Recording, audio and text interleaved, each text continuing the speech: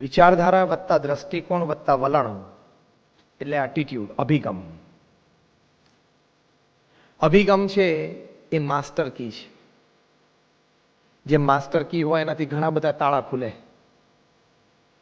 ઘરમાં જેટલા લોક હોય બધાની એક માસ્ટર કી બનતી હોય છે, તે દ્વારા બધા જ તાળા ખુલે. એમ અભિગમ સવડો હોય, સારો હોય, ઉચ્ચ હોય તો એનાથી જીવનના ઘણા બધા લગભગ બહુધા પ્રશ્નનું સમાધાન થઈ શકે છે. આપણે બધા જ નાનપણથી સિદ્ધિને ઈચ્છીએ છીએ.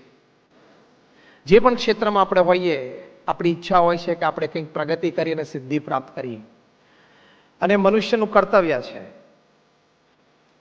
કે દરેક વ્યક્તિને જીવનમાં ઈચ્છા હોવી જ જોઈએ, નહીં તો એનાથી પુરુષાર્થ થાય નહીં અને ઉત્સાહ ઉમંગ જીવનમાં રહે નહીં.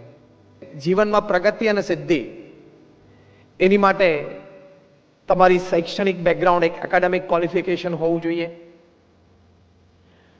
તમારી પાસે એક પ્રામાણિક પુરુષાર્થનો એક અભિગમ હોવો જોઈએ.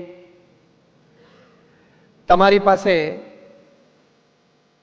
કઠિન પરિસ્થિતિનો સામનો કરવાની એક તૈયારી હોવી જોઈએ. આ બધું મળાવીને એક પાછળ એક અનુભવ તૈયાર થાય છે, એક પ્લેટફોર્મ તૈયાર થાય છે,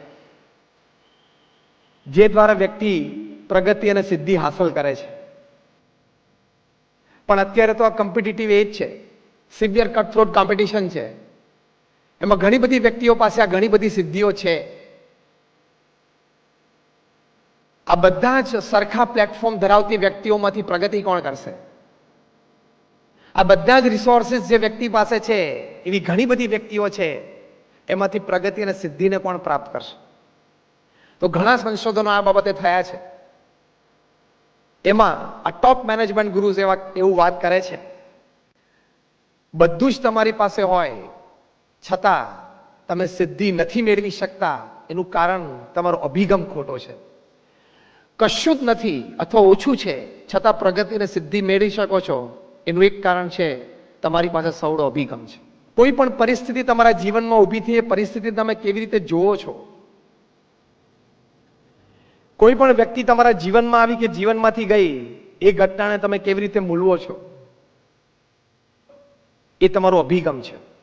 તમારી સાથે જીવનમાં જે ઘટનાઓ બને છે ને, 10% ઇમ્પેક્ટ તમારી ઉપર લાવી શકે છે.